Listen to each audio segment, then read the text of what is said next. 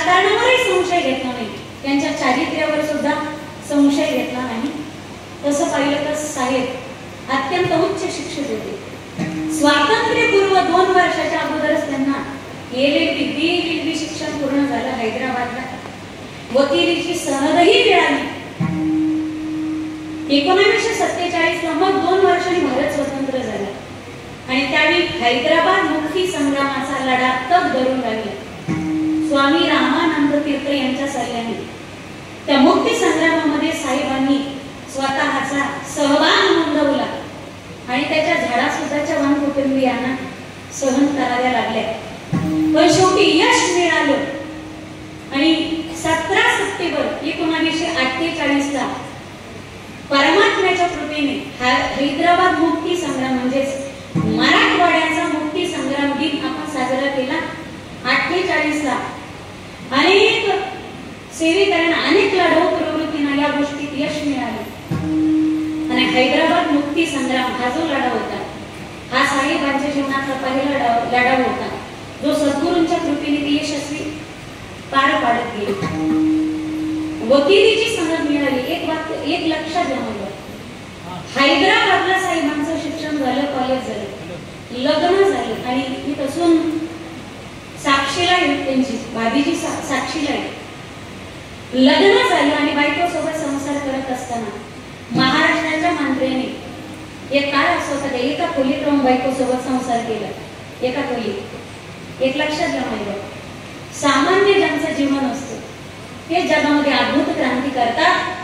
पेट की पूजा करने वाली आदमी देश और धर्म की सेवा कभी भी नहीं कर सकता. तुम्ही काय नाराज आहेत का माझ्यावर? मी आलेले आवडलं नाही का तुम्हाला? त्यांचं ते काय चुकलं ते 10 वर्षापासून बसलेले आहेत विचार. मोकळ्या टाळ्या वाजवायला मोकळ्या आणि व्यवस्थित छान कीर्तनात जर टाळी वाजवली, जो करील कीर्तनात टाळ्यांची टाळी मग घरी गेल्यावर त्यास यमकव टाळी. यमाचा कवटाळ्या टाळायचं असेल तर नका करू टाळ्यांची. चला वाजवा टाळी. म्हणून हजारो जन्म जरी आम्ही साहेबांच्या विकासाची गाथा गायली तरी त्यांच्या ऋणातून मुक्त होता येणार नाही जोपर्यंत नाथ सागर आहे. जायकवाडीची कन्या मी गोदाकाठची कन्या ज्यावेळी जायकवाडीचं धरण बांधायला घेतलं आणि भूमिपूजन झालं त्यावेळी अनेक लोकांनी साहेबांना या प्रकल्पासाठी विरोधही केला. एक लक्षात घ्या, गावात हत्ती आला तर कुत्री भुंकतच असतात. कुत्री आणि भुंकणं हत्तीचं मोठेपण आहे. त्यावेळी हत्तीने मस्ती डोलायचं. भुंकणाऱ्या कुत्र्यांना फेकून दगड मारण्यापेक्षा भिस्तीत जवळ बाळगायचा फायदा होतो. हाती जरी बाजार कुत्रे भुंके हजार. दगड त्या झाडावरती पडतात ज्या झाडाला भाभीची फळं असतात. बिना फळाच्या झाडाला कोणीच दगड मारत नाही. बेसरण्याच्या झाडाला कोणीच दगड मारत नाही. चांगल्या रस्त्याला गतिरोधक आणि चांगल्या कार्याला विरोधक हे असतातच. विठ्ठल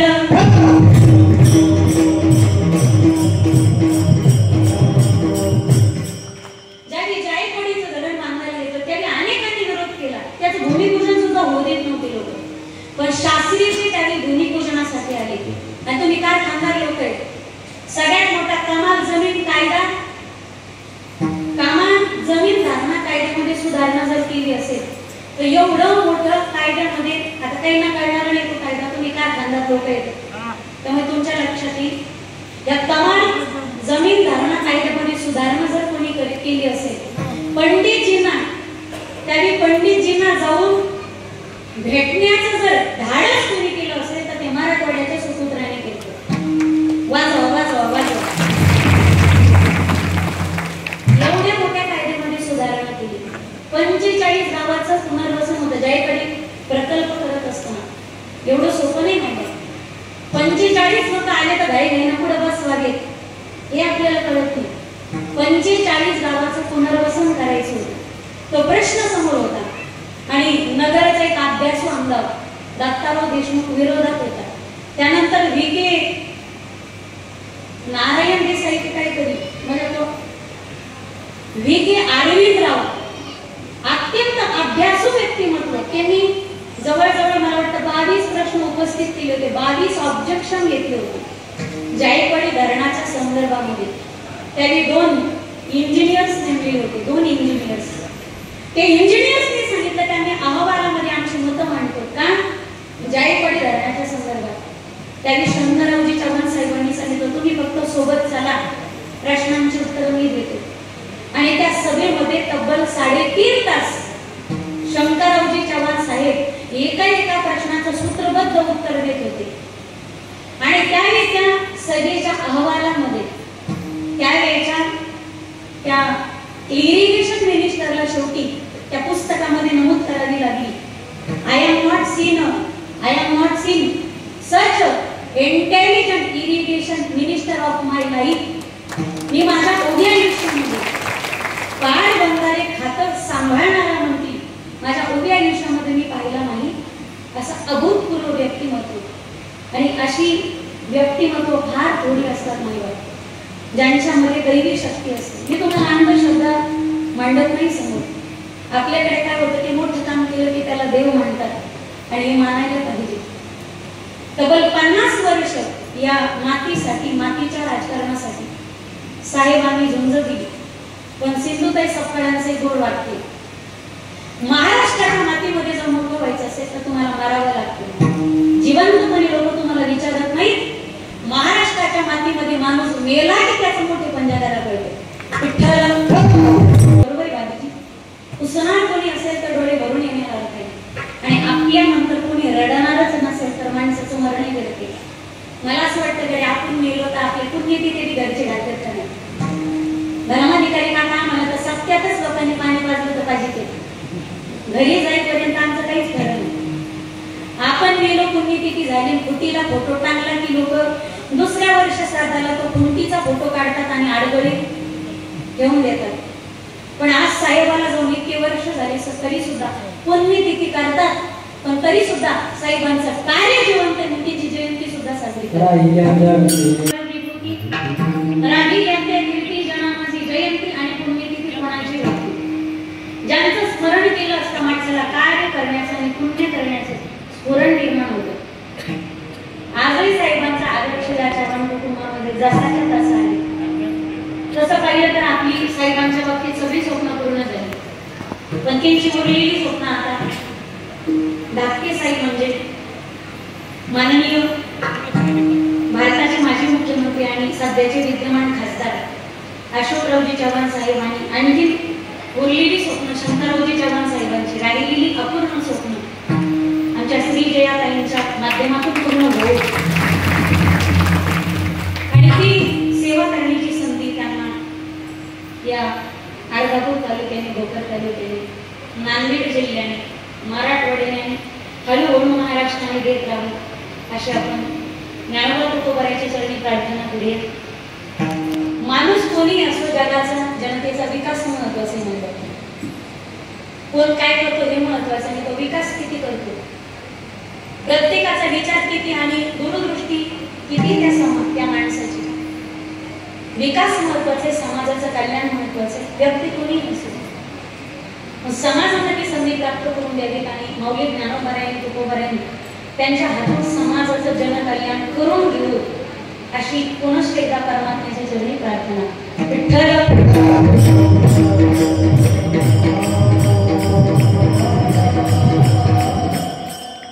फक्त पाणी इतकाच पूर्ण विषय साहेबांचं मर्यादेमध्ये नाही.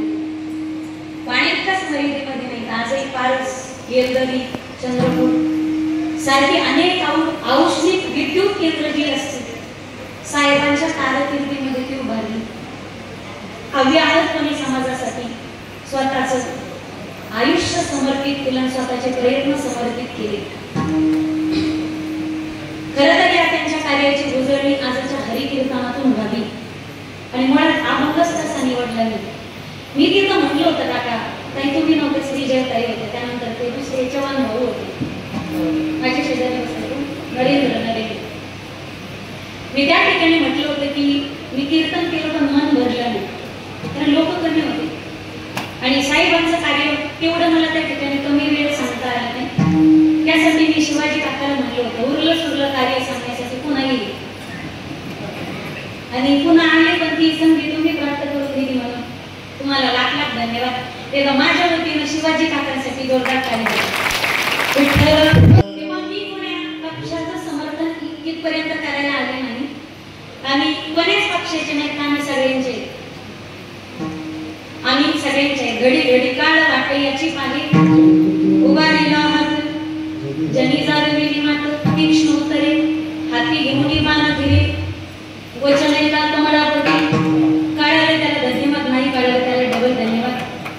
मुळात आपलं कीर्तन कायला 4G लागते, मी 2G ला 3G ला नेटवर्कच देत नाही. त्यांचे दृष्टांत सिद्धांत डाउनलोडच होत नाही. बाकीची तुम्हाला नसला कळाला तर मी पुन्हा सांगू का कळालं.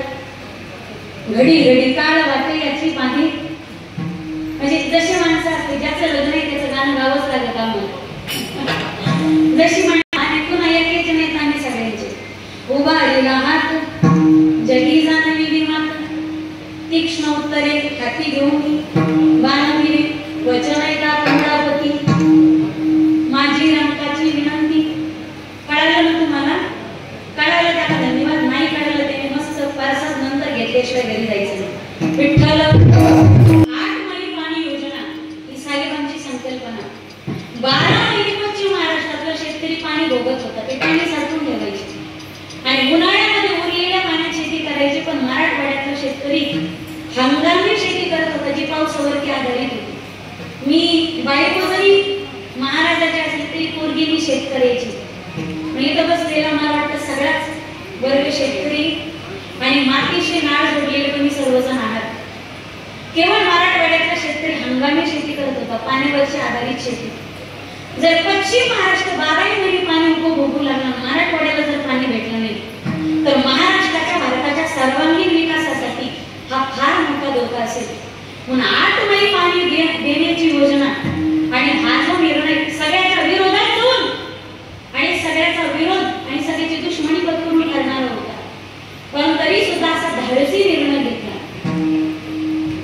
मला वाटतं ज्यावेळी महाराष्ट्राची जडणघडण खरी झाली 1960 ला साहेबांना दिल्लीचं केंद्राचं सरकार भेटलं आणि त्यानंतर साहेबांनी तिथे सुद्धा दिल्लीमध्ये गेल्यानंतर सुद्धा महत्वाच्या जबाबदाऱ्या थोरल्या साहेबांच्या अंगावरती देण्यात आल्या आणि त्या सगळ्या जबाबदाऱ्या त्यांनी एवढ्या प्रामाणिकपणे निभावल्या.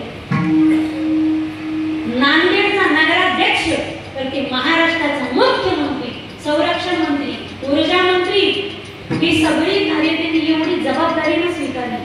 पहिली संधी दिली होती यशवंतराव चव्हाणांच्या तत्कालीन मंत्रिमंडळामध्ये उपमंत्री होण्याची आणि त्यांनी संधीचं सोनं केलं. राजकारणामध्ये ठसा उमटवला. जसं प्रपंच आणि परमार्थ म्हणतात तसं स्वतःचा प्रपंच आणि महाराष्ट्राचं राजकारण या दोन्ही गोष्टींमध्ये त्यांनी स्वतःचा ठसा उमटवत आज अनेक वर्ष गेली साहेब गेले, पण तरी सुद्धा त्यांचं कार्य त्यांनी केलेली या जनतेवरती उपकार आजही त्यांच्या कार्याची ओळख करून देतात आणि जनमानसाच्या साहेब अंतःकरणामध्ये साहेब अजूनही जिवंत आहे, अजूनही जिवंत आहे. आणि इतके दलिंदर येते, काही माणसं मेले, त्याचं प्रेत खांद्यावरती उचललं आणि त्याच्या पुढे दिंडीत जर भजन चालू असतं तर पहिल्या भजनी दुसऱ्या भजनाला रामभाऊ, पुढचं म्हणतो बोल शांभो, शनिवार 8 रविवार मी हाणून गेला तर तुमच्या पुढे शनिवार रविवार सोमवार याचा जाऊ आता सोमवार येतो, पण आता ज्याला अजून पोचवायचं ज्याला अजून पेटवायचं याचा नववा सोमवार येतो, त्याच्या जाग्यात आपल्याला सोमवार असतो, मग आपण सोमवार पुढे सोडायचा. ज्याच्या मौखिक बदली सोमवार सोडायचं टेन्शन घेतात हे दलिंदर कार्याचे कीर्तनात बुटाड घालून पुढे बसलं असं बुटाला आणलं पाहिजे. काही केल्यावर पहा तुम्ही मरत नाहीत माणसाचं लोकांना टेन्शन. एक माणूस दुसऱ्या माणसाला म्हणतो सकाळची, तो म्हणतो बोल तुझी. आपल्या गावातली आमची म्हातारी मिली आता गावातल्या सोयरी की कोण मोडी. गेल्यानंतर जगामध्ये कीर्ती रूपाने जीवन सरी उत्तम चोरी कीर्ती मागे. म्हणून साहेबांनी जे राजकारण केलं त्यामध्ये ते मास्टर नाही तर हेडमास्टर होते. राजकारणाचे हेडमास्टर एक आदर्श राज्यकर्ता कसा असावा, एक आदर्श चारित्र्य संपन्न जनतेचं कल्याण करणारा विकास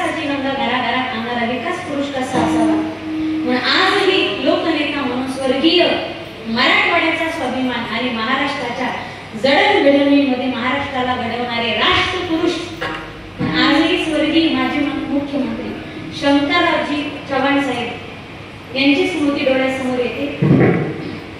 म्हणून आज त्यांच्या पावलावरती पाऊल ठेवत आदरणीय माननीय भाभीजी असतील, त्याचप्रमाणे माननीय श्री अशोकरावजी चव्हाण साहेब असतील आणि उगवते नेतृत्व तरुण तडफदार आणि आजोबांसारखेच उच्च शिक्षित LLB वकिलीची सनद प्राप्त आणि हायकोर्टाच्या जज अशा न्यायमूर्ती न्यायाधीश जर तालुक्याच्या आणि जिल्ह्याच्या विकासासाठी जर लाभत असतील तर खरोखर आता पुन्हा शंकररावजी चव्हाण महाराष्ट्राचं उरलेलं कार्य पूर्ण करण्यासाठी पुन्हा राजकारणात येत आहे असं म्हणायला आपल्याला हरकत नाही. आणि या बापलेकांनी आपल्या वडिलांच्या आजोबांच्या पावलावर पाऊल ठेवत असंच महाराष्ट्राचं कल्याण, मराठवाड्याचं कल्याण करत राहावं, आपल्या तालुक्याचं आणि जिल्ह्याचं कल्याण करत राहावं, हीच खरी महाराष्ट्राचे भगीरथ माननीय श्री तीर्थस्वरूप माजी मुख्यमंत्री कैलासवासी शंकररावजी चव्हाण यांना दिलेली खरी श्रद्धांजली असेल की त्यांनी या पावलावरती पाऊल ठेवत महाराष्ट्राचं राजकारण असंच चालू ठेवावं आणि जनता जनार्दनाने सुद्धा त्यांना सहकार्य करावं. मी काही स्तुती करायला स्तुती वाटत नाही, पण साहेबांनी केलेलं कार्य एवढं त्यातून ज्यावेळी मी युट्यूबला सर्च केलं कारण त्यांचा जो कार्यकाल होता हा सगळा कार्यकाल स्वातंत्र्यपूर्व आणि स्वातंत्र्य मिळाल्यानंतरचा कार्यकाल आहे आणि या सगळ्या गोष्टी माझ्या जन्माच्या आधीच्या होत्या. आजही काम आहे बाबा. ज्यावेळी 72ला दुष्काळ पडला होता आणि 75ला लोकांना उपासमारीची वेळ आली त्यावेळी साठे बाजाराच्या विरोधात कडक कारवाई केली साहेबांनी, थोरले साहेबांनी, आणि सगळ्या महाराष्ट्रासाठी अन्नधान्याची कोठार उपलब्ध करून दिली. पाण्याचाच नाही तर एकीकडे भाकरीचा सुद्धा प्रश्न त्यांनी आपला सोडवला, पाण्याचा प्रश्न सोडवला, शिक्षणाचा प्रश्न सोडवला. पण आज नांदेड जिल्हा, मी अजूनही म्हणत असते फक्त तुमच्या तोंडापुरतं म्हणत नाही, तर परमार्थाच्या बाबतीत आणि प्रपंचाच्या बाबतीत नांदेड जिल्ह्याचा नादच करायचा नाही. नांदेड जिल्ह्याचा हातच धरायचा कोणी धरायचीच पाहिजे तर पायच धरायचे. पण हा सगळा विकास करत असताना तुम्ही पाणी म्हणून उड्या आणतात. तुम्ही जे काही सगळे गुत्तेदार, आमदार, खासदार, बागायतदार, दुकानदार हे सगळे जे दिसतात ना हे सगळी पाण्याची कृपा आहे आणि पाण्याची कृपा साहेबांमुळे आपल्यावरती झाली. शेवटच्या श्वासापर्यंत विसरू नका. पण आजही पाहतो मराठवाड्याच्या मातीमध्ये प्रपंच कसा दांडगा असावा, 3-3 पिढ्याची माणसं एकत्रित आहेत. हे संस्कार फक्त ओतप्रोत भरलेले तो नांदेड जिल्हा आहे. आणि दुसरी गोष्ट, प्रपंच परमार्थ कसा दांडगा करावा अध्यात्मामध्ये नांदेड जिल्ह्याचा मराठवाड्यात अजूनही कोणी हात धरू शकत नाही. वाजवा सरकार इथल्या कणाकणामध्ये परमार्थ मुरलेला आहे. बोले सोनिहार वाहे गुरुजीला खालसा. असा आवाज निघाला पाहिजे सरदारजी. वाहे गुरुजीला खालसा. बोले सोनिहार वाहे गुरु वाहे गुरु वाहे गुरु.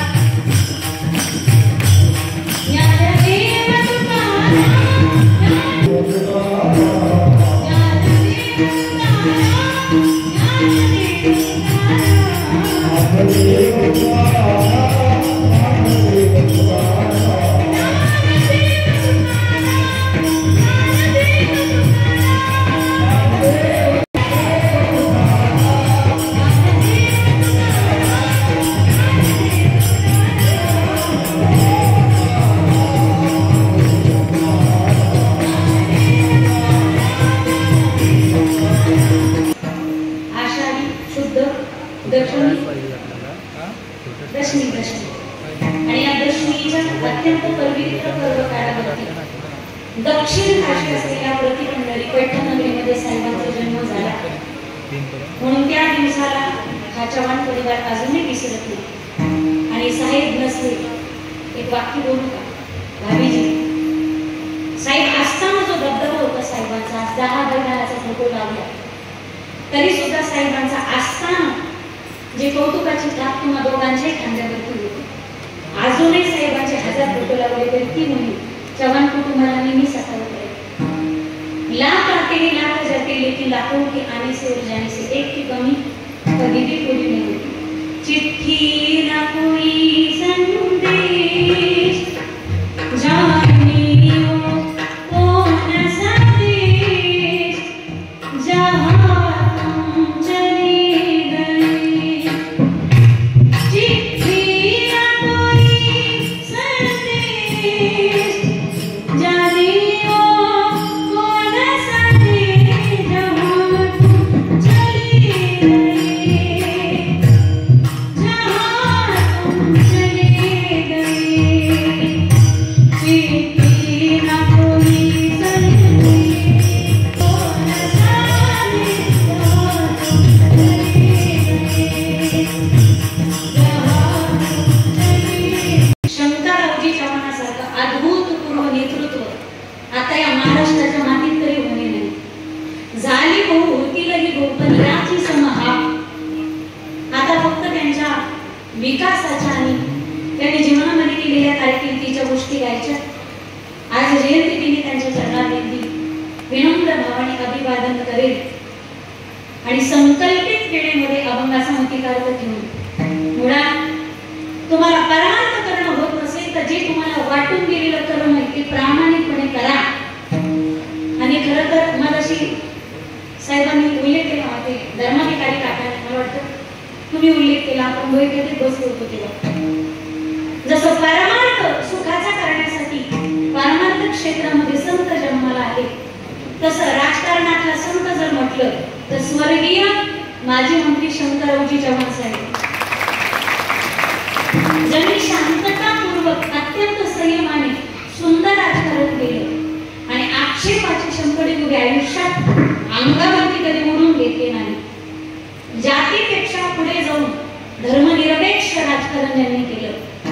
18 पगड अलुतेदारांसाठी, 12 बलुतेदारांसाठी, 18 पगड जातींसाठी, ज्या मातीच्या कणाकणासाठी लढले शेवटच्या श्वासापर्यंत अशा या हौतात्म्यास अशा मानविभूतीस त्रिवार या जयंतीदिनी अभिवादन. तुम्हाला समाध्या लागायच्या आणि तुम्ही मला सगळ्यांनी शिव्या द्यायच्या, मी थांबणारे. तुम्ही मला ऐकण्यासाठी एवढ्या संख्येने 10 वाजल्यापासून हजर राहिला. पण माझ्या माता भगिनी, सगळ्या मुख्यमंत्र्याच्या लाडक्या भगिनी, तुम्हाला पुनश्च एकदा पुरुष मंडळी घरात वावरताना हिशोबाने वागणं. तुमच्या घरात नांदणारी तुमची बायको मुख्यमंत्र्याची बहीण विसरायची नाही. पण भाभीजी नियम एवढे घातले, आता ती मुख्यमंत्र्याची सख्खी बहीण का सावतर बहीण हेच कळलं. काय मुख्यमंत्र्याचा दाजी कागद गोळा करूनच घेतात. सुधारणा केली का? आणि काय आहे ना, जी नियमानुसार तीच बहीण तिला ती ती आमच्या हक्काची आहे.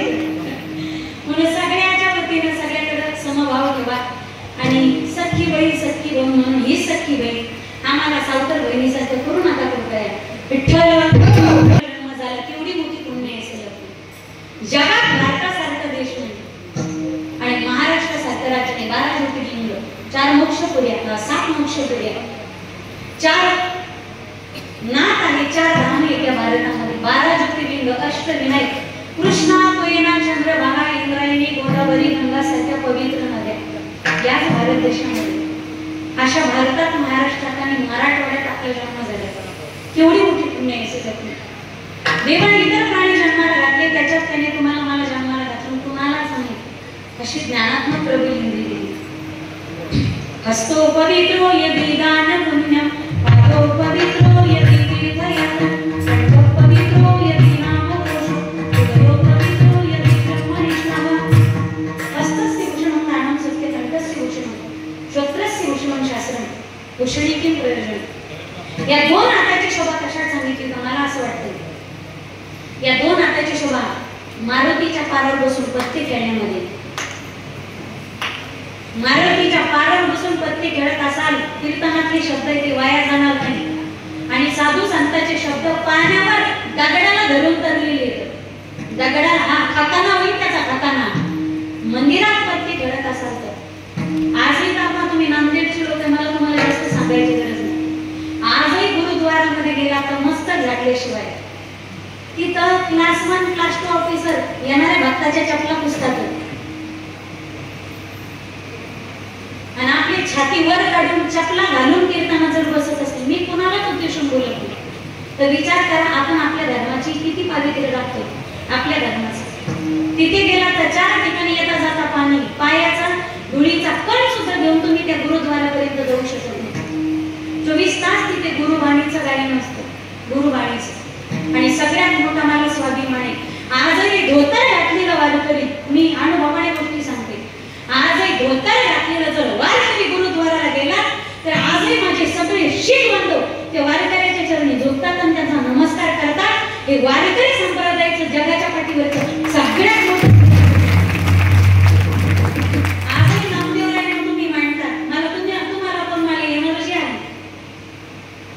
आजही नामदेवरायाला मानतात. वारकरी संप्रदायाला ते मांडतात. आजही पावित्र्य मिळतं. हाताची शोभा कशात सांगितली. गळ्यामध्ये माळ दे हातामध्ये टाळ दे. गळ्यामध्ये माळ दे हातामध्ये टाळ दे. देव म्हणाले कटरी ऐशी संध्याकाळ दे. देव म्हणाले कटरी ऐशी संध्याकाळ दे. संगीताचे दान दे कंठामध्ये तान दे. संगीताचे दान दे कंठामध्ये तान दे. तुझे गीत गाया दे.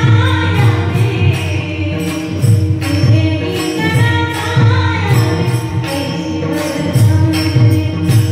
माझ्यासाठी गाय दे. माझ्यासाठी भजनात टाळी वाजवा नाही जमलं तर या दोन हाताने अडलेल्या नडलेल्या गरजू व्यक्तींना मदत आणि सहकार्य करा. एक वाक्य बोलू का म्हणजे लहान तोंडी मोठा घास. इथं आलेल्या प्रत्येकाला तुम्ही मोठे मोठे गुलाबाचे हार घातले. एकदा आयोजक संयोजक नियोजकासाठी जोरदार टाळी वाजवा. पण आता आहे का एक हार मला वाटतं 1000 रुपयापर्यंत तरी होतं. बरोबर आहे का. एक हार सांगा बरं मला. एक हार 500-500 रुपयापर्यंत होता. आपण ते हार घेतले काढले. आता तुम्ही ते कचराकुंडीत फेकून देणार आहे. तर या उलट हे कचराकुंडीतच फेकणार आहे हार डस्टबिन मध्ये. ते हार खराब होणारे चढणारे. माझी विनंती असेल या परिसरात जर कोणी अनाथ लेकर असतील अनाथ शाळा असतील तर पुढच्या वर्षाच्या जयंतीला त्या लेकरांना त्या पैशाचं त्या एकेका हाराच्या पैशाचं जर तुम्ही वह्या पुस्तक दप्तरांचं आणि गणवेशाचं जर वाटप केलं तर तरी शंकरराव चव्हाण यांना आवडणार. आता इथं पुढं कोणी घेऊ आता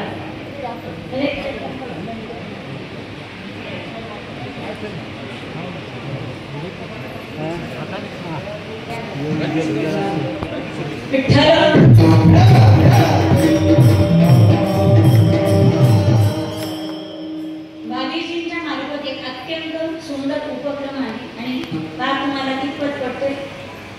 लग्नाच्या वेळी होणारा अक्षदा जो आपण टाकतो अंगावरती त्यामध्ये ज्वारी असते तांदूळ असतात आणि ज्वारी घेत असताना तांदूळ घेत असताना अक्षदा लोकांना एवढं पटत नाही.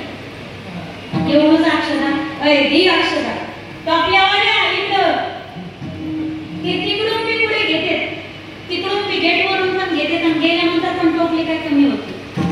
त्या टोपल्यातला सर्व अक्षदा आपण मोठीच्या मोठी अक्षदा देतो आणि अंगावर फेकतो आणि ते अन्न खाली सगळं उडवलं जातं. अक्षदा असावं पण त्याचं प्रमाण होतं थोडंसं. त्यापेक्षा बाबीजींचा उपक्रम आहे त्या बाबतीत आपण जर फुलांच्या पाकळ्या जर पाहिल्या तर अनाथ हे होणारी अन्नाची नासधूस रोखली जाईल आणि अन्न वाया जाणार. हाताची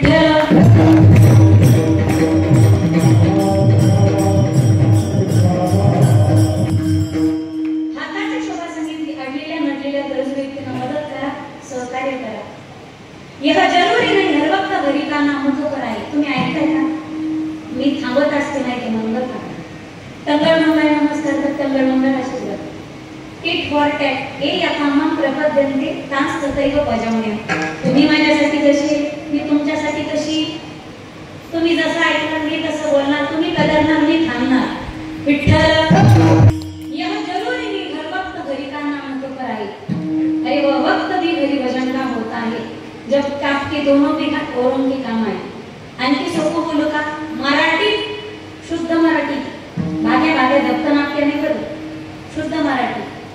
चंदनापेक्षा बंधन भाधीची 100 पटीनं श्रेष्ठ आहे. योगी होण्यापेक्षा लोकांचे उपयोगी होणं 1000 पटीनं श्रेष्ठ आहे. आणि माणसाचा प्रभाव चांगला असण्यापेक्षा त्याचा स्वभाव चांगला असणं 100 पटीनं श्रेष्ठ आहे. विठ्ठल छान बोलू का? तुम्ही पैशाने कोटीचा बंगला बांधू शकतात, पण समाधान नावाचे विकत पैसे गोष्ट पैशाने विकत घेऊ शकत नाही. पैशाने तुम्ही कोटीचा बंगला बांधू शकतात. श्रीमंताच्या आणि गरिबाच्या बंगल्यात फरक असेल, संसारात बदल नसतो. पैशाने तुम्ही 10,000चा कोट विकत घेऊ शकतात, पण अनमोल किमतीचं शरीर नाही. पैशाने 2,000चं बूट विकत घेऊ शकतात, अनमोल किमतीचं पाय नाही. पैशाने भाकर विकत घेऊ शकतात, पण भूक नाही. पैशाने तुम्ही 50,000चा पॉट विकत घेऊ शकतात, पण 2 तासाची झोप नाही. पैशाने तुम्ही पुस्तक विकत घेऊ शकतात, पण ज्ञान नाही. पैशाने ज्ञानवाद तुवरायासारख्या महापुरुषाचं चरित्राचं पुस्तक विकत घेऊ शकतात, पण बाबीची चारित्र्य नावाची गोष्ट पैशाने बाजारात भेटत नाही. पैशाने तुम्ही सौंदर्य प्रसाधन खरेदी करू शकतात, पण सौंदर्य नावाची गोष्ट पैशाने बाजारामध्ये विकत भेटत नाही. उलट त्या जाहिरातीच्या मागे लागणारे आणि दूर होण्यासाठी प्रयत्न करणारे बांडल्या वापरू जास्त कार्य झाले. पैशाने सौंदर्य प्रसाधन विकत घेऊ शकतात, पण सौंदर्य नावाची गोष्ट पैशाने बाजारात भेटत नाही. या पुढे जाऊन स्टँडर्ड 4Gचं वाक्य बोलू का? त्या वाक्यासाठी मला तुमच्याकडून टाळ्या अपेक्षित आहेत. असा घटाला होतो आणि नाही तिथे टाळ्या वाजल्या जातात. त्याच्यासाठी मी काय केलं माया झोपल्या का काय जाग्यात नव्हतं. मी आहे मुख्यमंत्र्याच्या वहिनीनं जाग्यात एक अत्यंत स्टँडर्ड वाक्य बोलते. शृंगार करती महिला से ज्यादा संघर्ष करती महिला अधिक सुंदर दिसते. माणूस मोत्याच्या हारापेक्षा घामाच्या दाराने आणि कष्टाने अधिक शोभून दिसतो. विठ्ठल विनंती असते माझे दाम धर्म करताना घरी माणसं सुद्धा जीव घालताना तिला गरीब लोक जीव घाला, ज्याला अन्नाची किंमत आणि ज्याला भोजनाची गरज आहे. इतकी वागणूक बिघडली आमची. आता फक्त प्रार्थनेमध्ये शिल्लक राहिल्या त्या गोष्टी. हीच मुझी प्रार्थना, हीच मुझे मागणी, माणसाने माणसाशी कुत्र्यासारखं. बरोबर आहे ना? Am I right?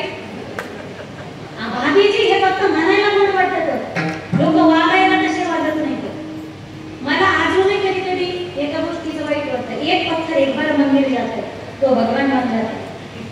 इंसान हर रोज मंदिर जाता है लेकिन पत्थर का पत्थर ही रहता है.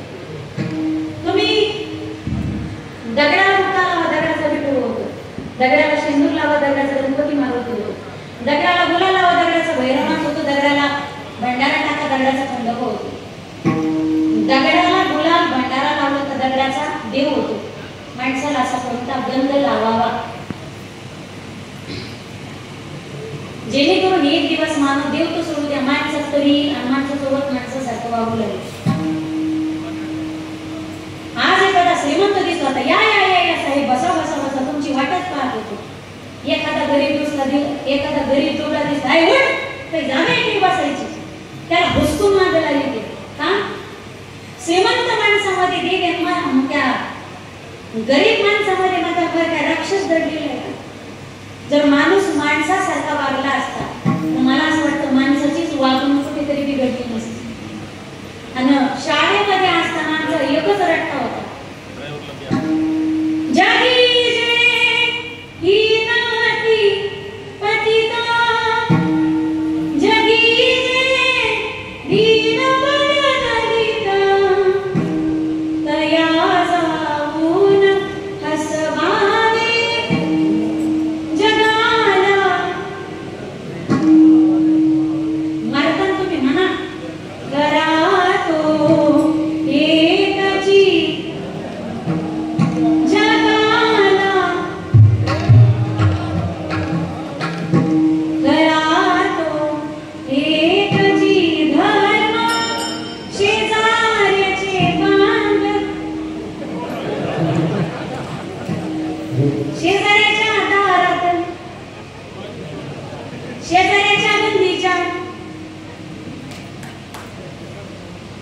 गेल्याबद्दल धन्यवाद बरं. काही आवलादी त्याच्यासाठी जन्माला आल्या, त्यांनी पेटून दिलं उभे आहे ते कोणाला बाबीजींनी जातो.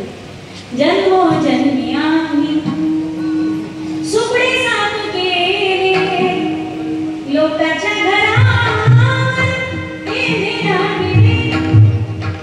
काही लोक पेटून द्यायला येतात, वाटोळ करायला येतात, हाताची शोभा, दान धर्म करा आणि गोरगरिबाला मदत करा. माझ्या दादांनो, मरताना तो देवाचं नाव घेणार नाही, पण तुमचं नाव घेतल्याशिवाय मरणार नाही.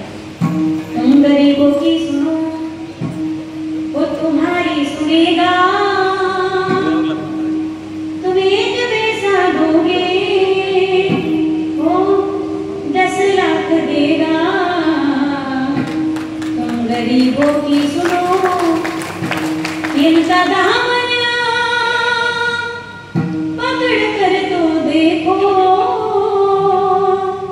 उम्र भर का सहारा राम को मांग ले प्यारे, राम से मांग ले प्यारे, उम्र भर का सहारा सभी का सहारा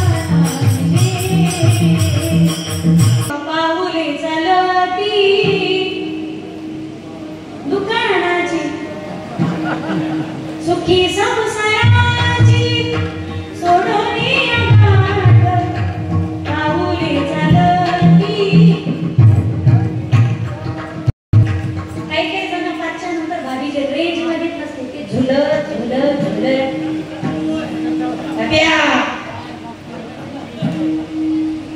अरे जितके मुलं खाली घातली पाहिजे जितके, पण काय त्या पांडुरंगाची किमया त्या जेवढ्याला इतकी खानदानी बायको देतो देऊ.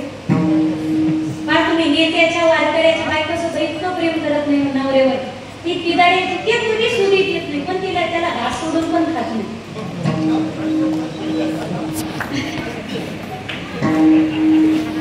आमच्यापेक्षा त्या तिदाड्याच्या बायका इतक्या जीव लावतात, म्हणजे आमच्यावर घासले गोतून घेतलं म्हणजे यांना लय बरं वाटत. ते कधीच out of coverage area, is routine की सभी लाइनें व्यस्त है, कृपया थोड़ी देर बाद दोबारा कोशिश कीजिए. इथं महिलांना, किती बसलेल्या महिलांना असं वाटतं की आपल्या नवरीची दारू सुटाली, हात वर घेऊ नका, नाहीतर घरी गेल्यावर तुमची आळंदी पंढरपूर काशी सगळंच तिची खैरच नाही. इकडं बसलेला असलं ते काय झाले, भंगारवाला सकाळी झाला भंगार, बायकोमध्ये सकाळीच पाठवलं ऑफिसला. कळालं त्याला धन्यवाद, नाही कळालं डबल धन्यवाद. तुम्ही मागच्या जन्मात दक्षिण आफ्रिकेच्या खंडात तर जन्माला आले, एक तोडगा देणार मी करायला. हे काय ताडगे तोडगे नाही का, अत्यंत सोपं उपाय. घरी तुम्ही काम करता, स्वयंपाक करता, किती वेळ लागतो तुम्हाला?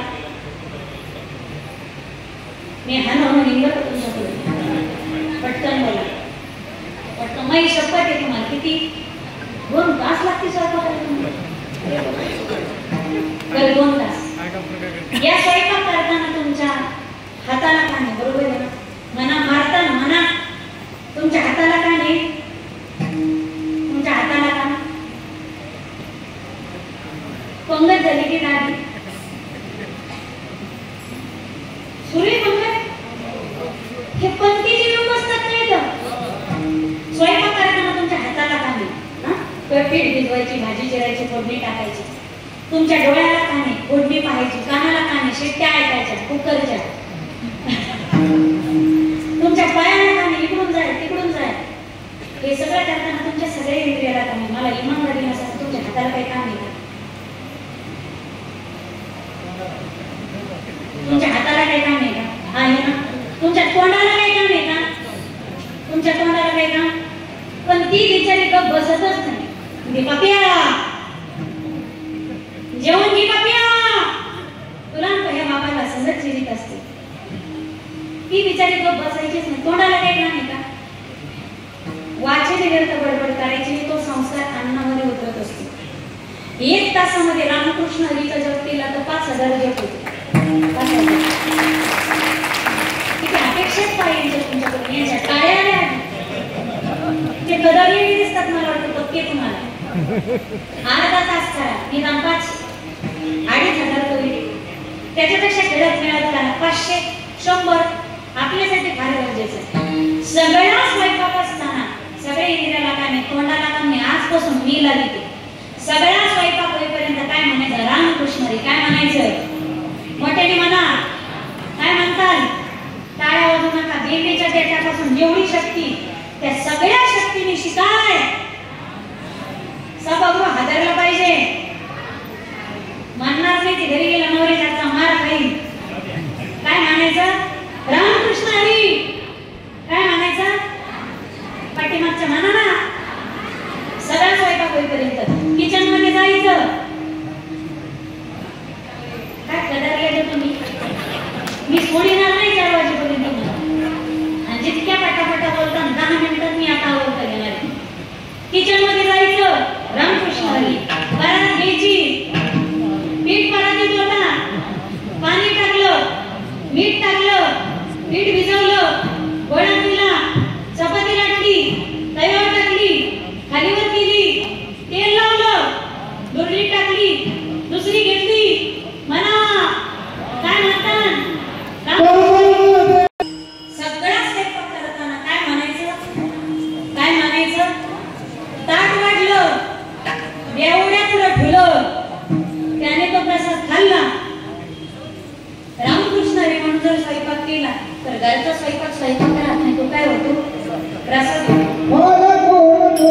होईपर्यंत रामकृष्ण हरी म्हटलं तर रामकृष्ण नामस्मरणाचे संस्कार स्वयंपाकात उतरतात जीवन राहत नाही त्याचा प्रसाद होते आणि प्रसाद किती भ्रष्ट बुद्धीचा एवढ्याने खाऊ द्या त्याने तो प्रसाद खाल्ला तर बुद्धीत परिवर्तन होतं आणि सुधारलेल्या मतीमध्ये वाईट विचार येत नाहीत आणि एवढ्याला ढोसायची इच्छा होतच नाही. तुम्ही 9 दिवस करायचं 1-1 तास स्वयंपाक होईपर्यंत काय म्हणायचं म्हणताल ना काय म्हणताल किती दिवस त्या पक्क्या माझ्या झाल्या 9 दिवस म्हणायचं 10व्या दिवशी मला फोन करायचा 9 दिवस तुम्ही 1-1 तास रामकृष्ण हरी म्हणताल तर किती वाईट व्यसन असेल किती बेवडा नवरा असेल याचं व्यसन 100% सुटलेलं असेल की 100% मी गॅरंटी देते नाही सोडलं तर मी कीर्तन करायचं सोडून देईन वाजवा आता मला माहिती तुम्ही असं करणार नाही अगं करीचा आपले संसार आणि आपल्या संसाराच्या दुःखाचा उपाय आपल्या घरातच बाहेर कोणत्याही डॉक्टरकडे नाही राम म्हणता वाटत चालली डोळे तुम्ही घ्या रे तुम्ही ऐका रे कारण धीरी माझे वसे नरदेहाचे सार्थकता सांगितली भक्ती अथवा परोपकार करा तुमच्या वाट्याला जे काम आलेलं असेल ते काम जर प्रामाणिकपणे केलं तुम्ही तर तुम्हाला वेगळी गोष्ट वेगळी भक्ती करायची गरजच राहत नाही. आता ताई तुमचा प्रवेश राजकारणात होतो तुम्हाला आमच्या खूप खूप शुभेच्छा मी सांगितलं 3ऱ्या पिढीमध्ये पूर्ण हे काम येणार आहे. तुम्ही तुमच्या उभ्या आयुष्यामध्ये राजकारण प्रामाणिकपणे करणं हीच तुमची खरी पंढरी शिक्षक असाल तर विद्यार्थी घडवायचं काम प्रामाणिकपणे करा तुम्हाला पांडुरंगाचं दर्शन घ्यायची गरज पडणार नाही. तुम्ही जेही काम करत असाल वकील असाल तर प्रामाणिकपणे एखाद्याला न्याय द्यायचा प्रयत्न करा आणि ताई वकिलकीमध्ये ताईचा अनुभव आहे धड माझा काही ठिकाणी काही वकिलांवरती आरोप आहे की प्रत्येक कुटुंबातली भांडणं ही कायद्याच्या चौकटीमध्ये बसायचा प्रयत्न करू नका तुम्ही कलम ठोकताय कोर्टामध्ये जाणारे 50 ते 60% भांडणारे नवरा बायको फोनवर सोडवतो आणि याचा मला स्वाभिमान आहे वाजवा टाळ्या वाजवा आम्ही काही असे पैसे घेत नाही लोक फोनवरती बाबीजी मी अभिमानाने सांगत नाही फुगीरीने सांगत नाही स्वाभिमानाने सांगते ज्यावेळी लोक माझे व्हिडिओज ऐकतात रील्स ऐकतात त्यावेळी हक्काने आपली बहिणी आपली लेकी या हक्काने मला फोन करतात आणि अक्षरशः आतापर्यंत हजारोच्या वर महिला माझ्याजवळ रडल्या ज्यांना माय बापाजवळ रडता आलं फोनवर त्या रडतात अक्षरशः कोणाचा नवरा नांदवत नाही तर कोणाची बायको नांदवत नाही कोणाची सासू छळ करते तर कोणाची सुनबाई सासू नीट वागत नाही आणि असे अनेक कोर्टात जाणारे भांडणाने फोनवरती मिटवले. मी कीर्तन महाराष्ट्र महाराष्ट्रभर करण्याच्या बाबतीत समाजाशी माझा संवाद आहे, पण माझ्या कीर्तनाच्या व्यतिरिक्त सुद्धा लोकांचे संसार सुधारण्याचं काम माझे पती करतायत. कारण असे गुण मी कपलेली असते माझ्यापर्यंत येत नाही आणि अशा सगळ्या समस्या महाराज फोनवरती सोडवतात. पहिले तर ते नवरा अर्धा घंटा फोनवर कॉन्फरन्सवर भांडतात. कॉन्फरन्स असतो, अर्धा घंटा ते भांडत आहेत, त्यांची भांडण ते थकले की मग आम्ही त्यांना सॉल्युशन देतो आणि अशी कित्येक भांडणं घरी आम्ही सोडवली.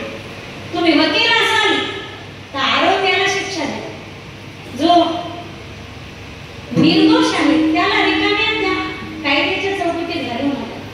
तुम्ही जेही कर्म करत असाल ते प्रामाणिकपणे करा, तुम्हाला कोणतीच भक्ती करायची गरज नाही.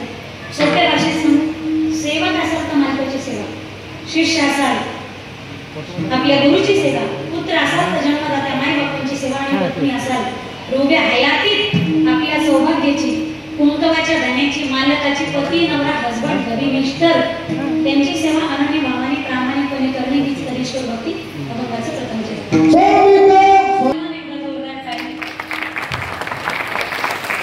स्वामी काज गुरु भक्ती पितृवचन सेवा. ज्या दिवशी या भारत देशामध्ये, त्या दिवशी या भारतात बाबीजी आणि ताईजी सुद्धा, ज्या दिवशी या भारतामध्ये राजसत्ता आणि धर्मसत्ता एकत्रित येतील, निष्कलंक राजकारण होईल, त्या दिवशी या भारतामध्ये रामराज्य, शिवराज्य आणि स्वराज्य या क्षणाचाही वेळ लागणार आहे. स्वामी काळजी भक्ती घेऊन माझा वेळ संपून गेला. आता मला थांबायचं, तुम्हाला आहे तुम्ही बराच वेळ बसला तरी सुद्धा अभंगाचे 3 चरण शिल्लक आहेत, त्याच्यासाठी मी नाही झालेली सेवा विश्व मौलिक दानोबारायच्या तुकोबारायच्या पंढरीनाथ रुक्मिणी प्राण संजीवन जगदाधार माईबा पांडुरंगाच्या चरणात समर्पित करून सर्वांच्या वतीनं आज जयंती उत्सवात सर्वांच्या वतीनं आदरणीय थोरले साहेब म्हणजे महाराष्ट्राच्या जडणघडणीचे शिल्पकार स्वर्गीय तीर्थस्वरूप माजी मंत्री शंकररावजी चव्हाण साहेबांच्या चरणी साहेबांच्या वतीनं वाकपुष्पांजली समर्पित करूया. साहेबांनी केलेलं कार्य याचे तुम्ही सर्वजण साक्षीदार आहात. मी सुद्धा साहेबांविषयी बोलत गेले, त्या काळात मी नव्हते तरी माझ्यापेक्षा तुम्ही जास्त अनुभवी आहात आणि साहेबांच्या विकासाचा अनुभव घेतलेली माणसं आहात. साहेबांच्या शौर्याची गाथा, साहेबांच्या विकासाची गाथा समोर ठेवत असताना या चव्हाण परिवाराचे समाजावरती फार मोठे उपकार आहेत. म्हणून त्या उपकारातून ऋण उतराई होण्याचा अल्पसा प्रयत्न म्हणून 3ऱ्या पिढीमध्ये तुम्हाला संधी उपलब्ध झालेली आहे. दुसरी पण होती, पण 3री पिढी जरा जास्त पॉवरफुल असते आणि विशेष महिलांचं नेतृत्व आणि नारी शक्ती तुम्हाला कळेल. आता तुम्हाला 500 रुपये महिना, आम्हाला 15,000. तुम्हाला टेन्शन आहे आता शेती करू का बायको करू, तुमच्या वटात येते, माझ्या वटात येते, पण कृपया असं करण्याचा तुम्ही प्रयत्न करू नका. मला सगळ्यात मोठी आनंदाची बाब वाटते की 1988 मध्ये श्री भ्रूणहत्येच्या बाबतीत पहिलं पाऊल उचलणारे समाज सुधारक म्हणजे स्वर्गीय माजी मंत्री शंकररावजी चव्हाण साहेब श्री भ्रूणहत्येच्या विरोधात पहिलं पाऊल उचललं आणि सरकारने 1994 साली म्हणजे मला जन्माच्या आधी तो कायदा पारित केला, अंमलात आणला. पण त्याही आधी 8 वर्ष आधी साहेब म्हणजे किती दूरदृष्टीचा विचार होता. साहेबांचे विचार आता तुम्ही विचार करा, आता ते लागू होतात. 50 वर्ष पलीकडे विचार करणारे हे राजकारणातले मास्टर माइंड आणि हेड मास्टर म्हटलं तरी अवघड ठरणार नाही. दूरदृष्टीचा विचार करणारे आणि त्याने स्वातंत्र्याचा लढा होता. त्या सगळ्या लढ्यामध्ये ज्यांचं जीवन घडलं, सामान्य परिस्थितीमधून ज्यांनी आकाशाला गवसणी घालणाऱ्या प्रयत्नांची पराकाष्ठा करून उंच उडी मारली. म्हणून शेवटचं चरण या ठिकाणी लागवतं. मी सरळ सरळ सांगते,